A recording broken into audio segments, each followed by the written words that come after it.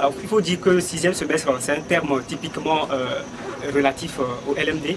Et c'est ce LMD qui est beaucoup plus traumatisant, vous savez, plus traumatisant que la présence des policiers et des gendarmes sur le campus universitaire.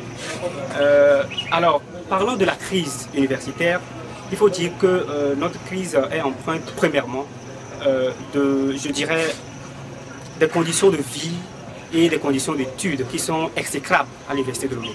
Conditions exécrables en ce sens que nous n'avons pas des tranches d'aide comme celles que perçoivent, ou bien les bourses que perçoivent les étudiants dans les autres universités. Et en ce qui concerne les conditions d'application du système LMD, il faut dire que sincèrement ces conditions ne sont pas favorables pour les étudiants. Vous imaginez, nous sommes dans une sorte de melting pot. Melting pot en ce sens que ceux qui étaient dans le système classique se voient appliquer le nouveau système. Certains professeurs et certains enseignants n'ont pas changé de méthode de travail et de méthode d'évaluation. Et donc, c'est vraiment difficile, les conditions sont vraiment difficiles. Il faudrait qu'on revoie l'application de ces conditions-là de façon progressive. Et ce serait vraiment salutaire pour tous les étudiants. Alors, je dirais que le système LMD n'est pas mauvais en soi.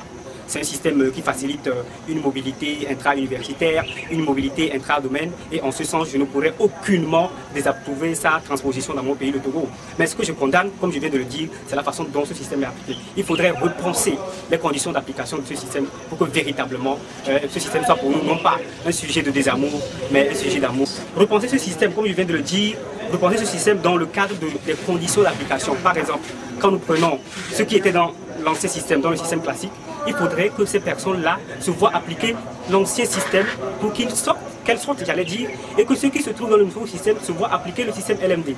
C'est ça. C'est normalement ce qui doit être fait à l'Université de Lomé. Mais je crois que le président de l'université a voulu précipiter les choses et il a appliqué de façon désordonnée le système LMD. Oui, je crois que si les conditions sont résolues, il n'y aura pas de problème. Et vous savez, il y a encore un autre problème. Le problème, c'est l'institution d'une seconde session. On dit aujourd'hui que nous sommes plus de 40 000 étudiants. Si nous sommes plus de 40 000 étudiants, c'est parce qu'il n'y a pas de diplôme. Les gens n'obtiennent pas de diplôme pour partir. Et c'est tellement difficile. Alors si par exemple on organisait une seconde session, ça allait permettre de désengorger certains étudiants pour que vraiment le champ soit libre pour les enseignants. Nous avons plus d'étudiants, mais nous avons moins d'enseignants. Alors rendez-vous bien compte que l'institution d'une seconde session est d'une importance capitale. Sincèrement dans ce système-là. Parce que cela se fait même à Dakar, cela se fait au Mali, et je ne vois pas pourquoi l'Université de Lomé veut éluder cet aspect. Alors d'autres revendications, on nous parle souvent des bourses d'études. Vous voyez, sincèrement, le système LMD demande beaucoup de moyens, non seulement de la part des agents ou je dirais de la commission, mais aussi de la part des étudiants. Il faudrait sincèrement que nos moyens soient adaptés à ce système.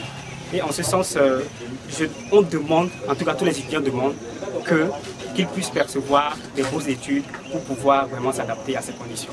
Parce que c'est tellement difficile. C'est difficile pour nous de valider toutes les matières quand nous nous rendons compte que nous avons le ventre affamé. Dans ce cas de figure, je dirais qu'il y a eu des manifestations, certes, à l'Université de Lomé, mais c'était des manifestations pacifiques. Parce que les étudiants ne sont pas des ignorants, ce sont des étudiants qui maîtrisent bien la loi. Ils ne sont pas censés ignorer la loi. Ils maîtrisent très bien l'article 30 de la Constitution qui dit qu'il faudrait manifester sans instrument. Donc il n'y a pas de violence en la matière. Mais qu'est-ce qui a entraîné la violence? C'est la présence des militaires, la présence des policiers, la présence des gendarmes sur le campus. Alors c'est cette violence-là qui a engendré la violence et c'est ce qui a entraîné les cassures, ce qui a entraîné tous les troubles que nous avons connus sur l'Université de Lomé. Mais dire que ces cassures ou bien ces dégâts sont imputables aux étudiants uniquement, je m'inscrirai en faux. Ces dégâts sont imputables non seulement aux étudiants, mais aussi aux agents, je dirais aux agents militaires, ou bien aux militaires, aux policiers, aux gendarmes. Voilà. Donc ces cassures sont imputables aux deux.